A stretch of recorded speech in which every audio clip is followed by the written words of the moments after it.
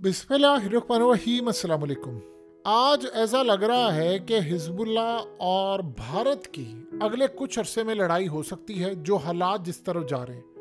हुआ ये है कि इंडिया ने हालिया हथियारों की एक खेप भेजी है और इस खेप के अंदर यानी अजीबोगरीब सिलसिला है कि इंडिया की जानिब से जो हथियार वहाँ बनते हैं, जो उनकी फ़ौज इस्तेमाल करती है, जो शेल्स हैं, जो तमाम चीज़ें हैं, वो उन्होंने इज़राइल की फ़ौज को भेजी है। अब हुआ ये है कि इस वक्त यानी इज़राइल ने एक ऐसा कारनामा अंजाम दिया है कि जो सीनियर कमांडर है हिजबुल्लाह के, ये आपकी स्क्रीन पर उनके मनाजिर आ रहे हैं, इसका नाम है मोहम्मद निमा नसीर। ये असल में तीसरे सीनियर कमांडर थे हिजबुल्लाह के। इनको मार दिया है उन हथियारों से जो हथियार इस वक्त इंडिया से जिसकी शिपमेंट इजराइल को पहुंची है।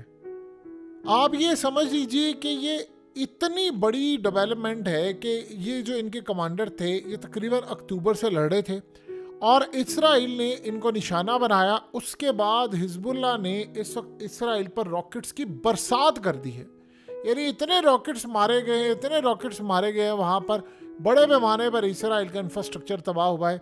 लेकिन ज़्यादा जो नुकसान है अगर देखा जाए तो वो इस वक्त हिजबुल्लाह का हुआ है। और उसमें नुकसान में सबसे ज़्यादा अजीबोगरीब बात यह है कि इसमें जो हथियार इस्तेमाल किए गए थे, जो इन्होंने यानी फाइटिंग के लिए तमाम तर जो शेल्स है, आर्टिलरी शेल से लेकर मिसाइल और तमाम चीज़ें, ड्रोन्स और काफ़ी सारी चीज़ें, वो इन्होंने भेजी इंडिया की जानिब से। अब ये वही शिप है जो असल में इन्होंने जब हौसी हमला कर रहे थे तो इन्होंने अफ्रीका की साइड से भेजते वो जाकर इसराइल में आया और इसमें बड़ी तादाद के अंदर असला भेजा। तो हालिया अल जजीरा ने इस पर इतनी बड़ी रिपोर्ट की थी कि इंडिया से बराह रास्त पूरे के पूरे असले की खेप जारी है, क्योंकि अमेरिका ने इनको असला देना बंद कर दिया। फिलहाल वहाँ से किस तरह आ रहा है आपको पता है, लेकिन इंडिया ने असला दिया। अब ये जो हथियार वहाँ से आए हैं, ये शेल्स और ये तमाम चीज़ें, ड्रोन से लेकर हर तरह के इन्होंने मिसाइल तक भेजे हैं जो यहाँ पर ये लोकल बना रहे हैं हैदराबाद और दीगर जगहों पर।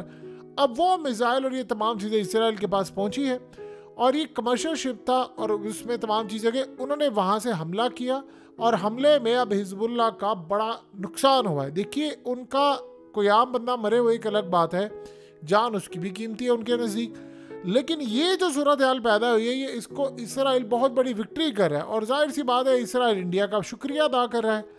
अब आप ये सोचें कि इंडिया ने अभी हालिया जंग में कहा जी हम न्यूट्रल रहेंगे, हमारा कोई ताल्लुक नहीं है, बहुत ज़्यादा उन्होंने ऐलान किया, लेकिन अब ऐसा लग रहा है कि फाइनली वो स्टेज आने वाला है जहाँ पर ये इस जंग को ड्रैग करके ले आएंगे और पूरी तरह असल में सिलसिला भी ये होने वाला है कि हिजबुल्लाह ने फिर टास्क देना है यमन के हौसियों को कि भाई आप वहाँ पर जाकर हमला करें, क्योंकि वो वहाँ से उठकर नहीं आने वाले।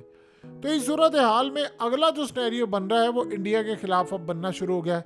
अब उन्होंने बदला कहीं ना कहीं लेना है। देखिए, मसला ये है कि इस सारी सूरत हाल में उन्होंने काफ़ी यानी पहले इनको वार्न किया है, अमेरिका को भी वार्न किया है, इसमें कोई दो राय नहीं है कि ईरान का असला इस वक्त हिजबुल्लाह इस्तेमाल करे। लेकिन प्रॉब्लम ये है, वो कह रहे हैं कि अब जो खेप भेजी जा रही है, जो मुल्क असला भेज रहा है, फिर हमारी उसके खिलाफ ऐलान जंग है। अब यहाँ पर आप अंदाज़ा कर सकते हैं कि इंडिया ने अभी असला, देखिए आप अगर किसी भी मुल्क को कहेंगे हम आपके साथ पार्टिसिपेट कर रहे हैं, हम आपको असला भेजेंगे, हम आपको हथियार देंगे, आपको मिसाइल देंगे, आप जेट से फायर करें, जो भी देंगे। प्रॉब्लम क्या हुई है कि इंडिया क्यों ये भेज रहा है? देखिए, दो एक वजह है। एक तो समझ लीजिए कि सबसे पहली बात ये है कि जो ईरान हथियार बनाता है, जो मिसाइल हैं, जो रेंज है, और उसके बाद ये लोग हैं, ये सिनेरियो इनका ज़रा डिफरेंट होता है। हथियार बनाना और तमाम चीज़ें करना, इनको कॉस्ट बड़ी कम पड़ती है, लोकल सतह पर मैन्युफैक्चरिंग होती है। अब ये क्या करते हैं कि इंडिया में यानी अमेरिका से जो मिसाइल आता है वो बड़ा महंगा, बड़ा कॉस्टली आता है। एक तो अमेरिका इनको इमदाद देता है, असला देता है, दूसरा ये बनवाते भी हैं यानी जो इजरायली हैं। लेकिन जो इंडिया के अंदर बनता है, इंडिया के अंदर उनके पास सबसे बड़ी बात ये है कि सस्ता बनता है। यानी जो चीज़ समझिए अमेरिका से 100 रुपये की आती है, इंडिया में 10 रुपये की बन जाती है। अब ये फ़र्क है, जाहिर सी बात है वहाँ कॉस्ट ऑफ लिविंग जो है वो इतनी महंगी नहीं है अमेरिका के मुकाबले में, लेबर वहाँ पर सस्ती है। और दूसरा, इंडिया इस वक्त इजराइल को तमाम चीज़ें टाइमली इसलिए प्रोवाइड कर रहा है कि देखिए उसका आप फ़ायदा देखिए इंडिया को कितना होता है कि अमेरिका उसके खिलाफ हुआ, यूरोप उसके खिलाफ हुआ, वो पूरी तरह सपोर्ट कर रहे हैं और उनको ये लगता है कि हम अगर रूस से तेल ले रहे हैं, रूस से तमाम चीज़ें करें, असला ले रहे हैं, रूस से अपनी फ़ौज का तमाम चीज़ें मामलात कर रहे हैं, प्रोजेक्ट्स हमारे आ रहे हैं, कंपनीज उनकी इन्वेस्टमेंट कर रही हैं। आप सोचें ना कि अगर 250-300 अरब डॉलर की इन्वेस्टमेंट सिर्फ रूस की जानिब से इंडिया में हालिया आई है, तो आप उसका अंदाज़ा लगा सकते हैं कि कितने बड़े पैमाने पर इंडिया को फ़ायदा है। तो वो कर क्या रहा है कि वो इजराइल को हथियार, असला, तमाम तर चीज़ें प्रोवाइड कर रहा है। वो इसलिए प्रोवाइड कर रहा है कि इसराइल साथ साथ चले प्रेशर भी डाले ईरान का, लेकिन वो चुप करके रहे, चलो मुझे असला भी तो आ रहा है ना। अब यहाँ पर मामला ये है कि उन्होंने अपना एक बड़ा दुश्मन क्रिएट कर लिया और वो है लिबनान। देखिए सबसे बड़ी बात आप समझ लें, लिबनान का कोई कमांडर अगर मारा जाता है तो आप ये ज़हन में रखिएगा उसका ईरान को सबसे ज़्यादा दुख है। अब उन्होंने बदला लेना, बदला वो कैसे लेंगे? सबसे पहले समझिए हुआ ये था कि जयशंकर ने जब ईरान का दौरा किया था तो उस वक्त उनके जो फॉरेन मिनिस्टर थे उनसे भी उन्होंने बातचीत की थी और उनको कहा था कि आप यमन के हूसियों को रोकें कि जो शिप आ रहे हैं इंडिया से उन पर हमला ना करें, चाहे वो इजराइल के लिए चाहे वो किसी और के लिए। उन्होंने इनकार कर दिया था। अब आप ये देखिए उससे पहले भारत असला नहीं दे रहा था। ये बड़ी अर्ली स्टेजेस की बात है कि जब यमन ने स्टार्ट किया था हमला करना, ये तब की बात है, क्योंकि इंडियन ओशन में आपको पता है कि पहले हमला हुआ था तो उसके बाद अमेरिका ने इल्ज़ाम लगाया था कि ये तो ईरान ने किया है। तो ईरान ने बड़ा क्लियर किया भाई हम तो इसमें शामिल नहीं हैं। फिर रूसियों ने कहा कि हम इंडियन ओशन तक जा रहे हैं, उनके समंदरों में घुसकर हमला करेंगे। आज वो हमला करें, बल्कि कल भी उन्होंने एक हमला किया।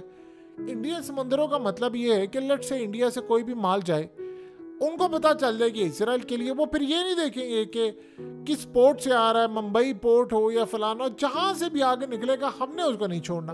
अब वो कह रहे हैं कि हम ऑपरेशन को एक्सपैंड करते जा रहे हैं, कोई इनसे पंगा लेने को तैयार नहीं। अब ये सामान वहां पर गया है और इसकी सारी डिटेल उनके पास है। ये इसराइल ने इस्तेमाल किया, उन्होंने हमला किया और हिजबुल्लाह के एक सीनियर लीडर को मार दिया है। उन्होंने लेना है इसका बदला। अब वो बदला इस तरह लेंगे कि सबसे पहले वो यमन के हूसियों को पूरी तरह सपोर्ट करेंगे और वहां पर उनके थ्रू वो इनसे बदला लेंगे।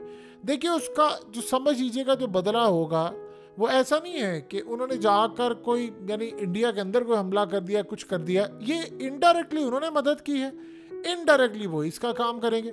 जैसे मिसाल के तौर पर अब अमेरिका असला दे रहा है, आपको क्या लगता है कि यमन के हूसी जो है वो हमला क्यों कर रहे हैं अमेरिका के ऊपर? अमेरिका ने एक स्ट्राइक किया था, उससे पहले भी हमला कर रहे थे। वो कह रहे थे कि तुम हथियार क्यों दे रहे हो।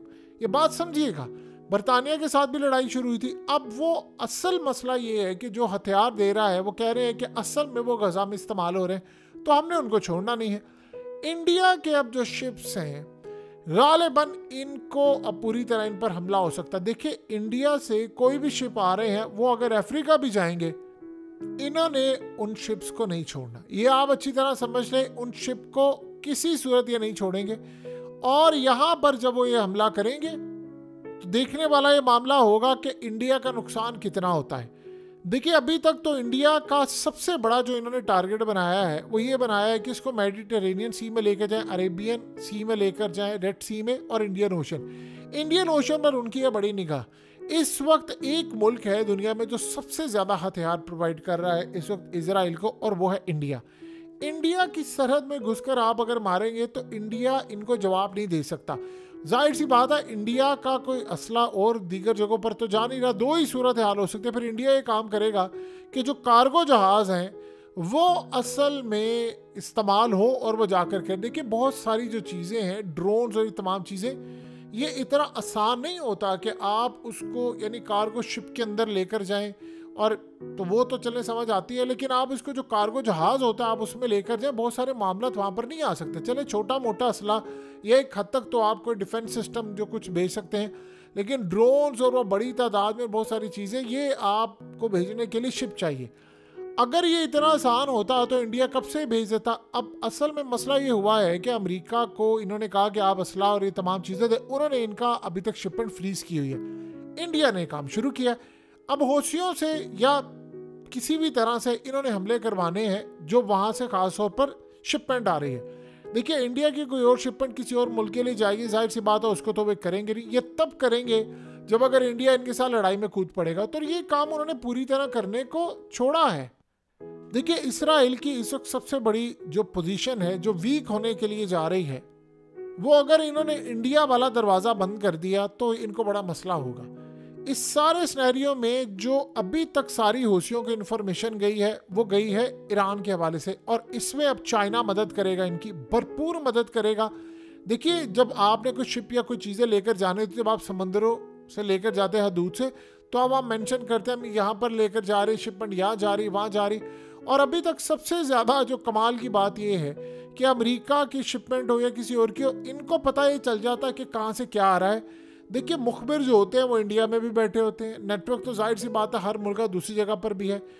एरियल इंटेलिजेंस जो है वो चाइना भी प्रोवाइड करता है, ईरान की अपनी है। वरना आप ये सोचें कि अभी तक इतना एक्यूरेटली इतने शिप आते हैं, वो जाकर सिर्फ उन्हीं को हिट करते हैं जो अमेरिका का हो, जो इजराइल का हो, बरतानिया का हो, और या फिर कोई ऐसा शिप हो चाहे वो इंडिया का क्यों ना हो जो इसराइल के लिए जा रहा है। अब इंडियन शिप्स पर हमला लाजमी होगा, वो हमला इन्होंने करना है। ये जो एक्सिस ऑफ रेजिस्टेंस का इनका जो ये कहते हैं कि जी हमारा नेटवर्क पूरा है कि हमने सारा बनाया हुआ है, उसमें ईरान, हौसी, हिजबुल्ला, ये सारे एक पेज पर हैं। अभी तक इस सारी सूरत हाल में यही लड़ाई करते हुए आपको नजर आ रहे हैं। अब सबसे बड़ा मसला ये है कि हिजबुल्ला के साथ जो जंग छिड़ी है उसमें ईरान ने रोकना है। बज़ाहिर ईरान दोस्त है। देखिए, अब सूरत हाल ये है कि हर कोई अपना फ़ायदा देखेगा। अगर तो लगेगा ईरान को कि नहीं जी मुझे यहाँ पर मैनेज करना है, तो वो इंडिया से आने वाले शिप की सारी इंफॉर्मेशन हूसियों को देंगे, वो जाकर इनको हिट करेंगे। पता इंडिया को है सारा कि मदद कौन कर रहा है, चाइना कैसे कर रहा है, रूस कैसे कर रहा है। यही सूरत हाल अब होगी, तो वहाँ पर वो जाकर इनको उड़ाएंगे।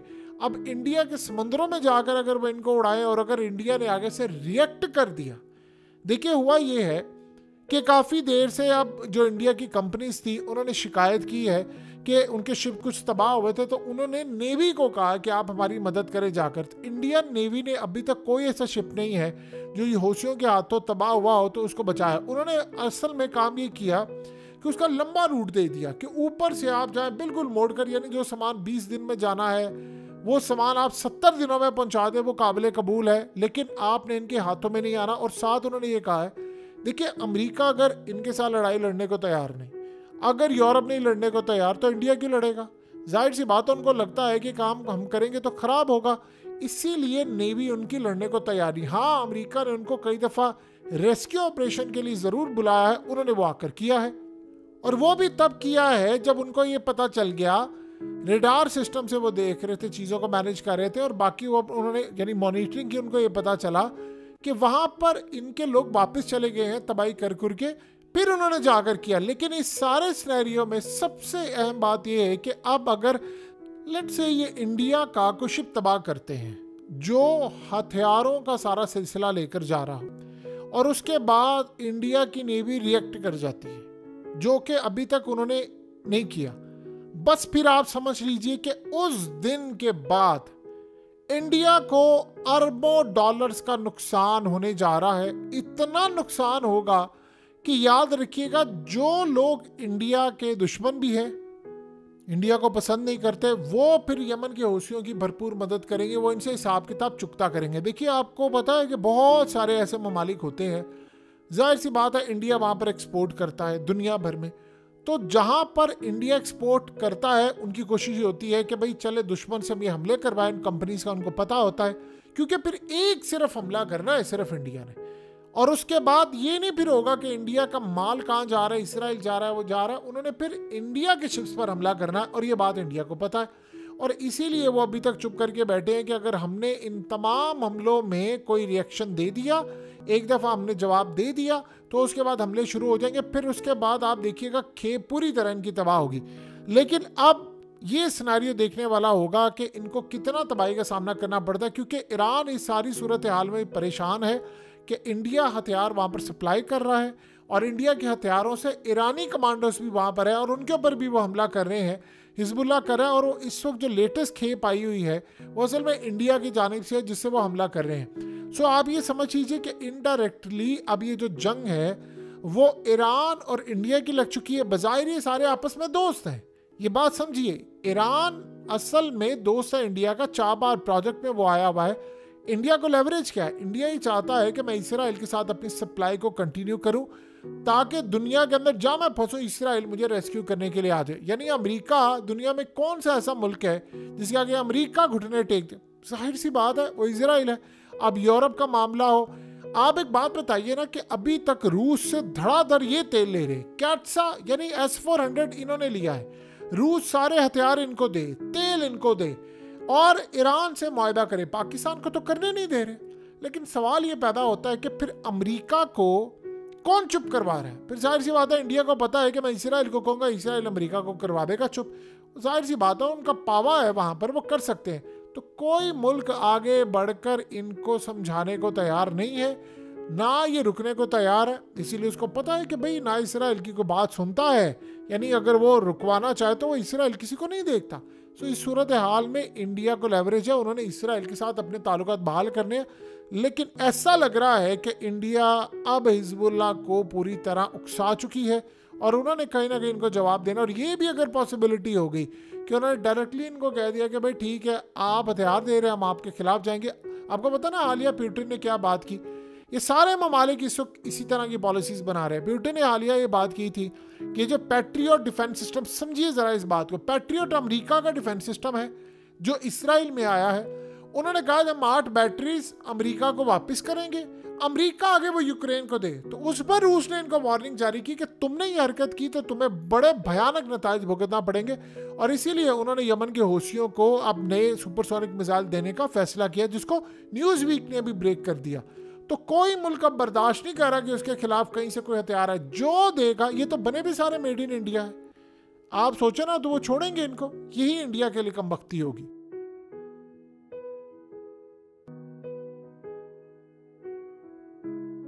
हकीकत टीवी को सब्सक्राइब करना मत भूलें, वीडियो को लाइक करें, शेयर करें और कमेंट सेक्शन में अपनी राय का इजहार ज़रूर करें।